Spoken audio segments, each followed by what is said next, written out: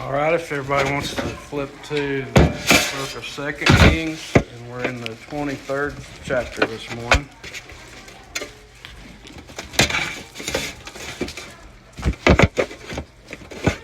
All right, so to do a little recap from last week, we read in the previous chapter where King Josiah, from his youth, he served the Lord, and he found the long forgotten book of the covenant in the temple. And we saw when it was read to him that it brought conviction upon him. And he sought the Lord through a prophetess lady named Huldah.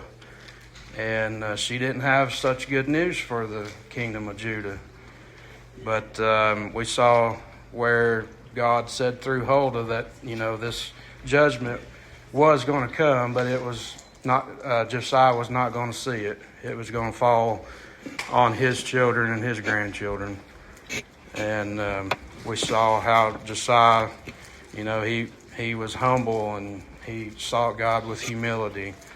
So we're going to continue here in chapter 23, reading a little more about Josiah.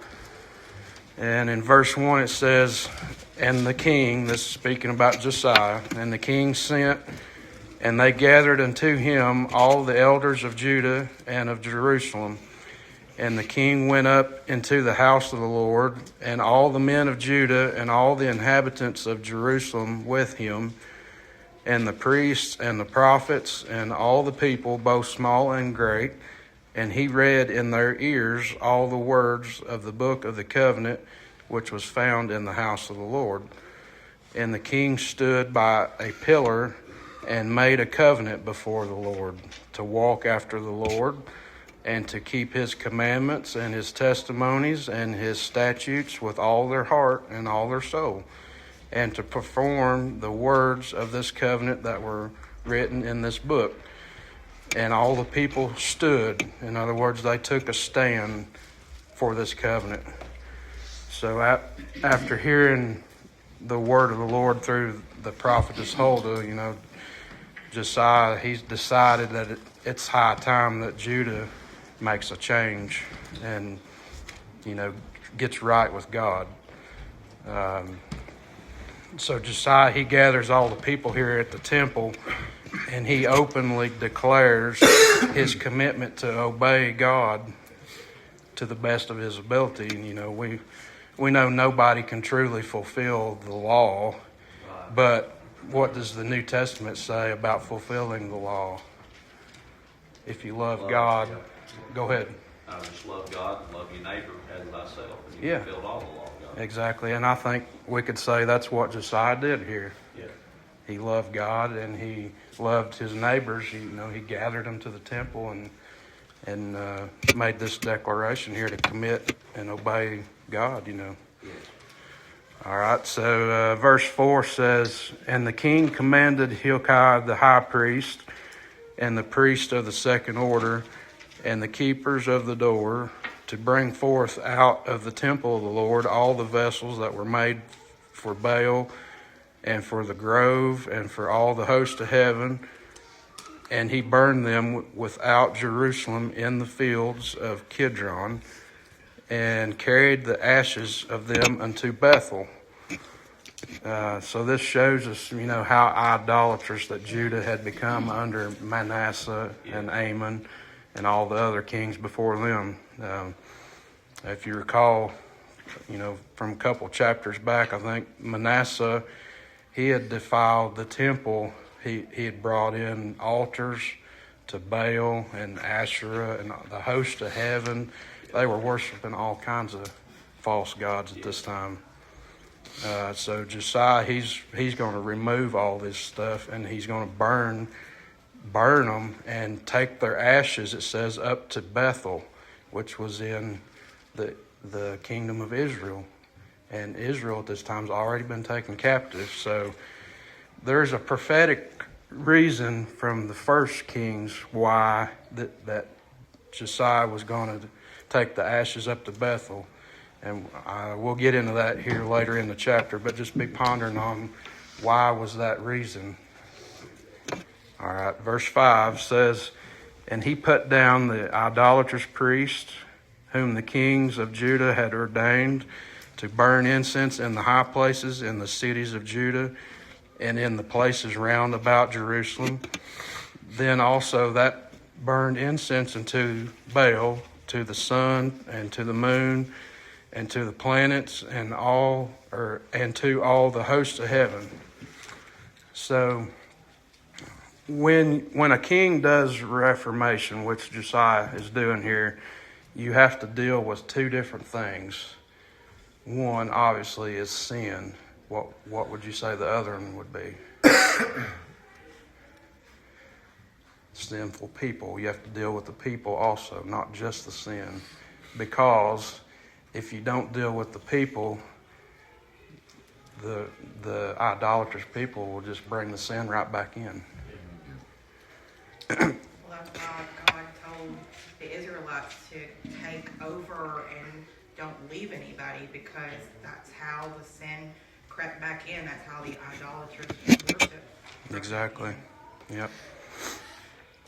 Now it says Josiah put down all the idolatrous priests. Now that phrase, to put down, in Hebrew means to cease or to put an end to exterminate or to destroy. So based on that context, I would assume that he killed these priests. He didn't just take them out of power. I don't know, what do y'all think about that? Yeah, that's the way I take it. Yeah. If you didn't, probably if you didn't get rid of them, it's gonna come right back to home. Exactly. You know, then it's gonna be bad problems. You know, that's the thing. You leave a little sin in there, it'll make big sin to it. Yep. All right, verse 6, it says, And he brought out the grove from the house of the Lord without Jerusalem unto the brook Kidron, and burned it at the brook Kidron, and stamped it small to powder, and cast the powder thereof upon the graves of the children of the people. Now, I had to study a little bit about this, because it's hard to understand what that's meaning there, but I think, within the Jewish culture, any kind of contact with the dead was seen as being defiled. You were defiled if you touched a dead body. So by throwing the ashes of these idols on the graves of the people, I don't think Josiah was necessarily defiling the graves of the people, but he was defiling the ashes of these idols by spreading them out on the graves of the dead. Does that make sense? That's the best interpretation I could come up with what that meant. So anyway, verse 7 says, And he brake down the houses of the Sodomites. So what are houses of Sodomites?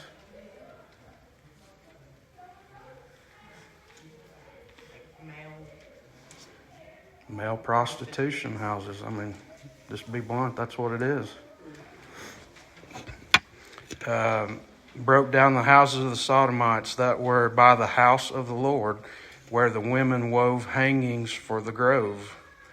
Now, prostitution was, a very integral part of this pagan idolatry worship. And based on the context here, the temple in Jerusalem had basically become a brothel. King Josiah, he's going to correct that, it's disgraceful perversion of God's temple. According to history, these little houses or huts of sodomy, they were just basically little huts that the women would weave curtains, and they would just hang them over the door where it would, block what was going on inside the house. And I read this and I have to think, when you drive down I-75 going to Knoxville and you see that big giant cross beside the interstate, what's sitting right at the foot of that cross? Sure. Yeah. Yep. Pretty much the same thing here. There's an adult store sitting at the base of the cross. Yep.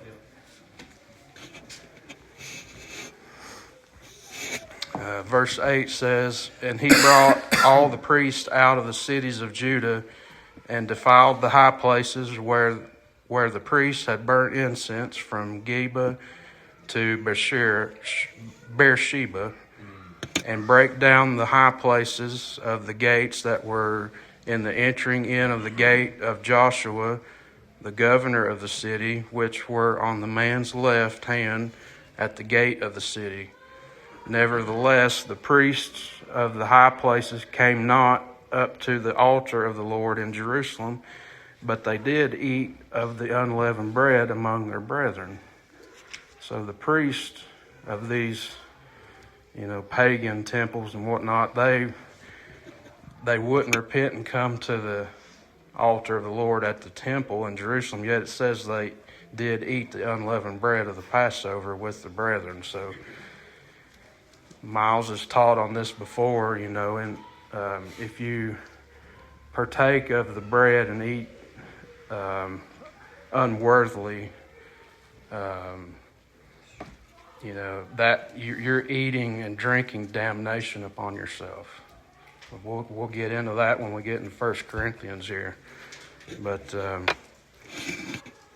it's not good, not a good thing that they did there. Now this was obviously before the time of Christ, but the point of Passover is to remember how God liberated not only the Jews out of Egypt, but how He liberated us out of sin. Sure. And the blood has been applied to our doorposts. Right.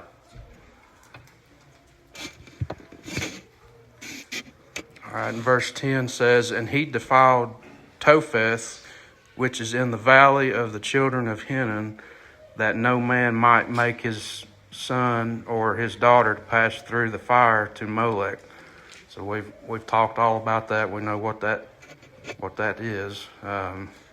Verse 11 says, "And he took away the horses that the kings of Judah had given to the sun at the entering in of the house of the Lord by the chamber of Nathan Melech the chamberlain, which was in the suburbs, and burned the chariots of sun with fire."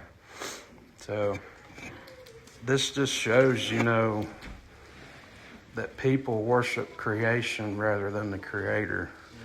If we put a big golden Jeep down here at the sign, it's going to bring in 3/4 of the whole town, ain't it? We came back from Nashville Friday night and we stopped at Buc-ee's to get some snacks. That beaver out there by the end of the road, it's amazing how much power that thing has to draw people into that store. We love Buc-ee's, Brother Ned.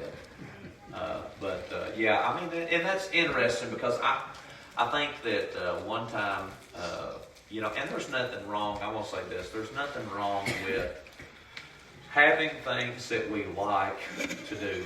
Shannon and them love sports. Right. We, Tommy, Dad, JT, others in here, we like to Jeep. Everybody has their likes and desires.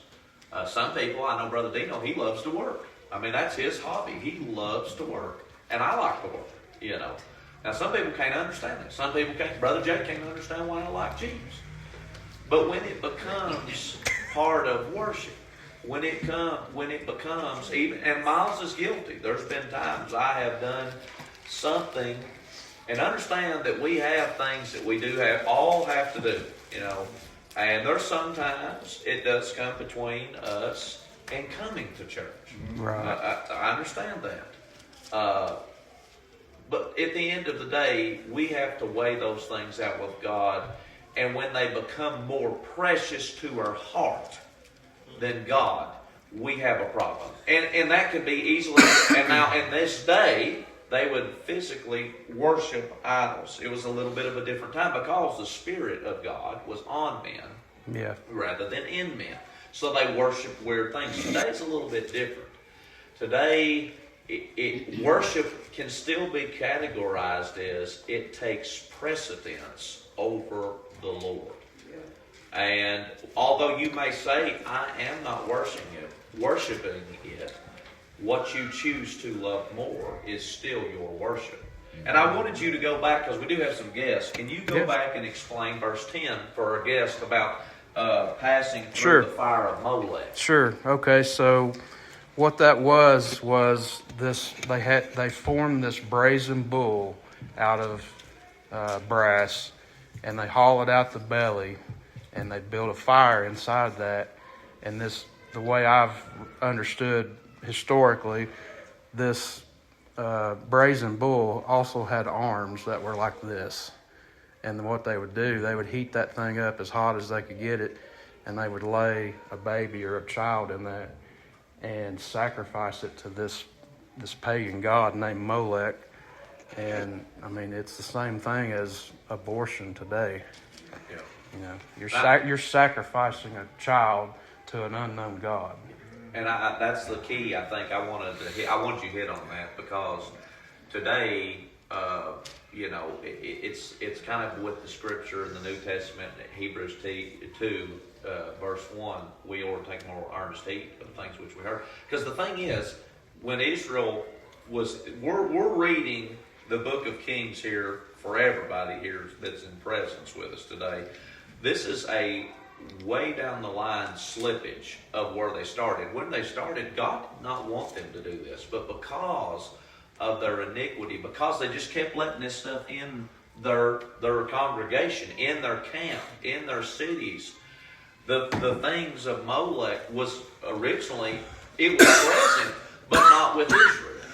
And now they're trying to get all this mess out of Israel. It's so bad that it's in the church, and you can compare that to today. Is of what we allow in the house of God that is not of God. And this is what it brings. Eventually, it will get as bad, I'll be honest with you, as even Satan. Yeah. Yeah, thanks for all that information there. That helps us understand it. So it's in verse 11, it says that he took away the horses that the kings of Judah had given to the sun and the entering of the house of the Lord. So it's my understanding that they built these gigantic statues out of stone that were of horses, and that's reminiscent of, Babylon and Persia. They did all these kinds of things, and I screenshotted a picture here to show y'all what this probably looked like. This is in Persia here. You see the entering in of the gates. There was big stone statues of horses with human heads on them. Mm-hmm. And this is the kind of stuff that they were worshiping during these days. They would make idols that look like this as well. So this stuff was going on in Jerusalem at this time. Yeah. If we're not careful, we'll carry idols on us today. Yes. Even in church right now. Yeah. With a cell phone, we can make an idol. Yep. Different things. Social media, we can make that idol. Yeah. We can make our family an idol. That's true. You gotta look at the small stuff. I'm not down with nobody like that right there, but that's the thing. We'll put that before God and anything else. Small stuff, and nobody realizes. Then it comes to bigger things. What happens? Yes. All right, that's good stuff. We'll pick up here in verse 12. It says, "And the altars that were on the top of the upper chamber of Ahaz," that was a previous king, "which the kings of Judah had made, and the altars which Manasseh had made in the two courts of the house of the Lord, did the king beat down and break them down from thence, and cast the dust of them into the brook Kidron. And the high places that were before Jerusalem, which were on the right hand of the Mount of Corruption, which Solomon the king of Israel had built for Ashtoreth, the abomination of the Zidonians, and for Chemosh, the abomination of the Moabites, and for Milcom, the abomination of the children of Ammon, did the king defile, and he break in pieces the images and cut down the groves and filled their places with the bones of men." So let me give you a brief history on what the Mount of Corruption is. So if you're standing on the Temple Mount there in Jerusalem and you're looking east, you see the Mount of Olives, and then to the right of that is what's known as the Mount of Corruption, or the Mount of Evil Counsel.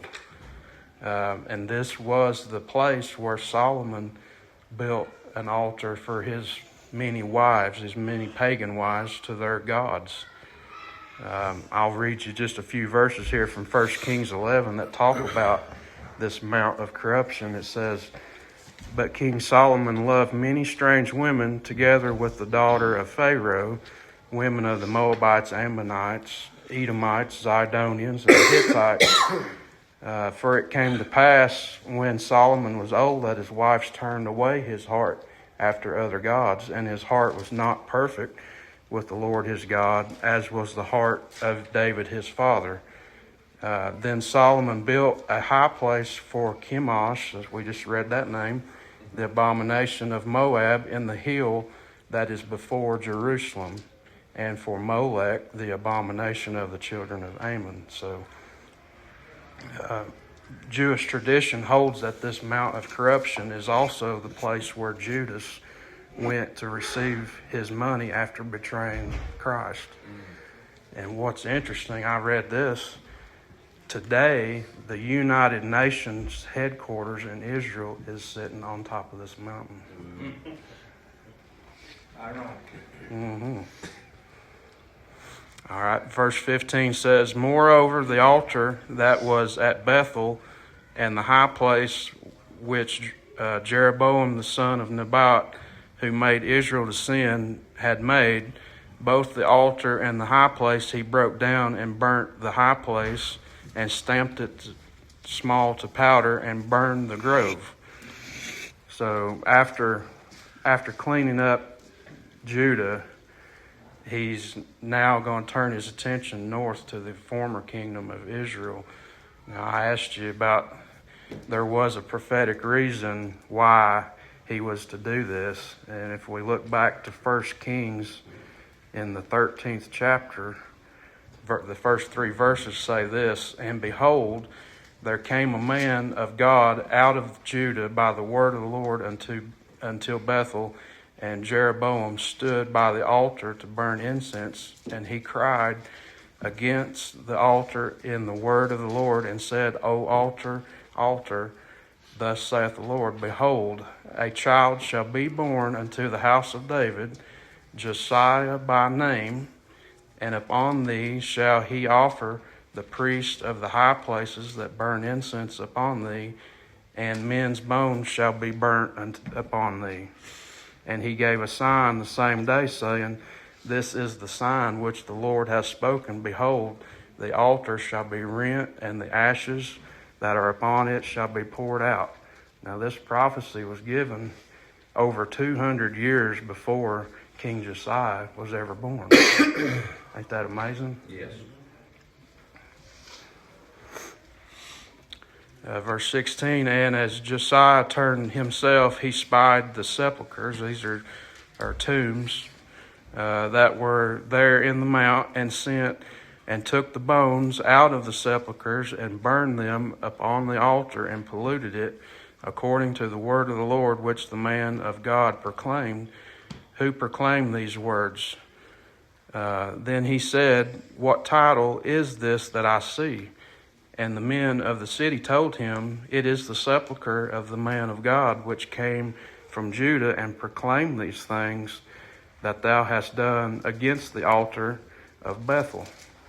And he said, "Let him alone, let no man move his bones." In other words, this is the guy who predicted that this would come to pass, so leave him be, leave his bones be. So they left his bones alone with the bones of the prophet that came out of Samaria.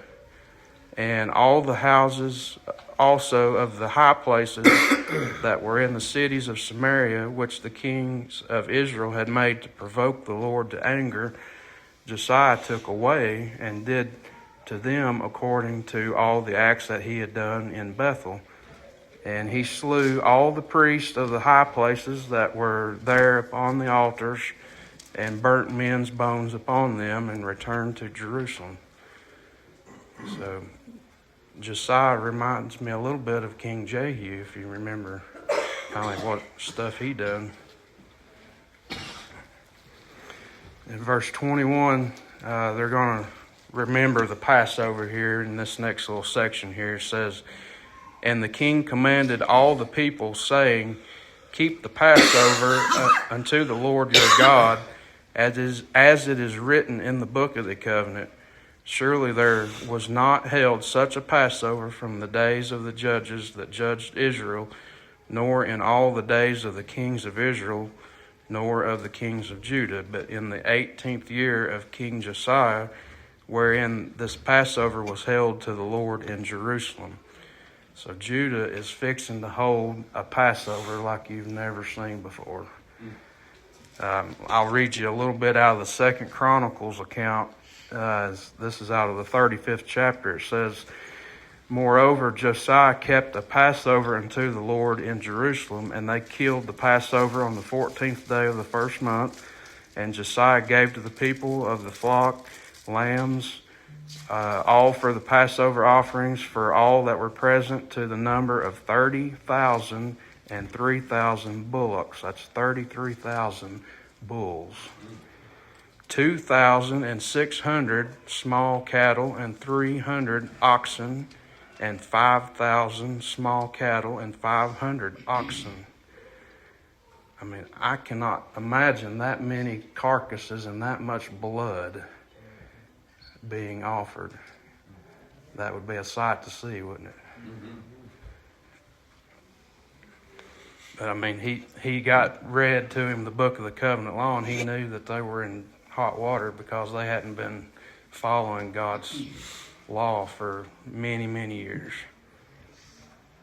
Verse 24 says, "Moreover, the workers with familiar spirits and the wizards and the images and the idols and all the abominations that were spied in the land of Judah and in Jerusalem did Josiah put away, that he might perform the words of the law which were written in the book that Hilkiah the priest found in the house of the Lord.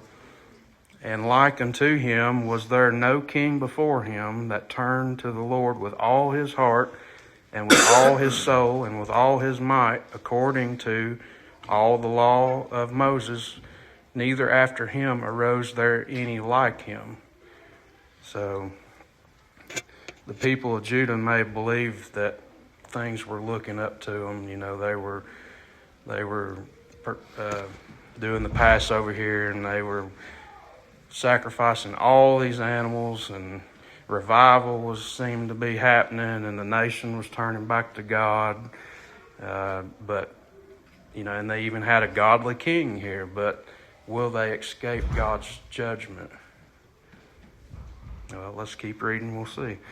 Verse 26 says, "Notwithstanding, or nevertheless, the Lord turned not from the fierceness of his great wrath, wherewith his anger was kindled against Judah, because of all the provocations that Manasseh had provoked him withal. And the Lord said, I will remove Judah also out of my sight, as I have removed Israel, and will cast off this city, Jerusalem, which I have chosen, and the house of which I said, my name shall be there."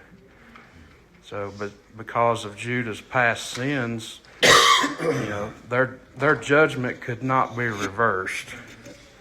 But it was postponed, and we've seen that over the past couple of chapters because of the obedience of a man like Josiah here. You know, likewise, America's sins are bottled up for judgment. It's coming one day. We don't like to hear that, but it is coming. But I think it's being postponed because of people's prayers like us here, you know. God's the same today as he was then. That's right. Mm-hmm. And I'm sure he's adding on to people's lives because and he's shortening lives. Yeah. Said he will. God don't change. No. And remember this also, this part of the reason God told them they didn't need a king. To get a king, what happens? Look back in verse 15 again. And I think Nelson has Jeroboam, and the son of Ebed, who made Israel to sin. Okay? So it didn't take much to make Israel sin. Just a man. Yep. God says, vengeance is mine, I will repay. And it's coming to Judah here pretty soon. All right, we'll try to finish up here real quick. Verse 28 says, now the rest of the acts of Josiah and all that he did, are they not written in the book of the Chronicles of the kings of Judah? In his days, Pharaoh Necho, king of Egypt, went up against the king of Assyria to the river Euphrates, and King Josiah went against him.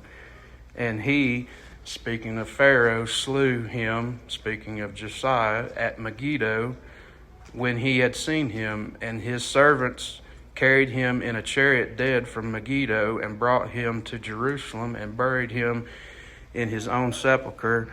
And the people of the land took Jehoahaz, the son of Josiah, and anointed him and made him king in his father's stead.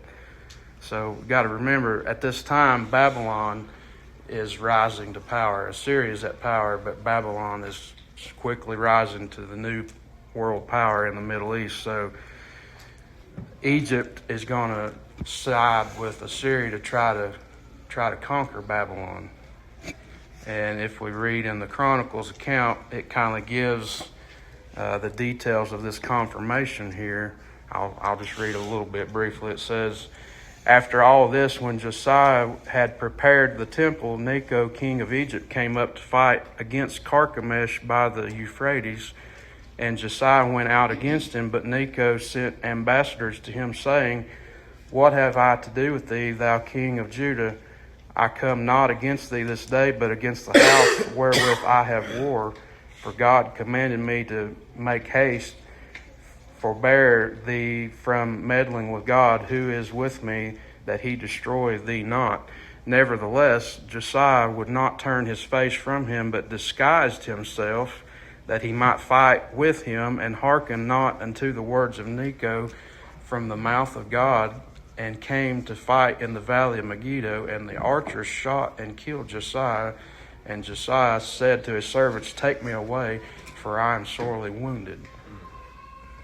So that's kind of uncharacteristic of a godly king here in Josiah, to disregard words from the mouth of God. You know, it came from Necho, who was the Pharaoh of Egypt, but I don't think Josiah prayed for God's guidance in that. He just took it upon himself to interfere, and I mean, you see what happened to him. He got killed. A haughty spirit, pride cometh before a fall. So exactly, I think that's maybe a little pride got in his life, you know. Yep. And if we ain't careful, even as godly people, he's a godly man, we can let pride destroy us. Sure.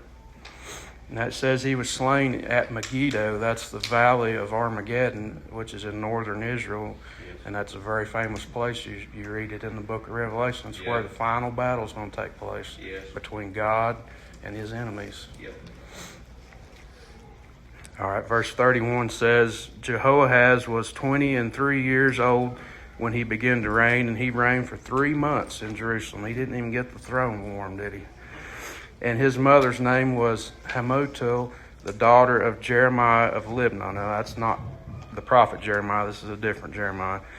And he did that which was evil in sight of the Lord, according to all that his fathers had done. And Pharaoh Necho put him in bands at Riblah in the land of Hamath. That's up in near Damascus, Syria, that he might not reign in Jerusalem. And he put the land to tribute. In other words, he forced them to make payment.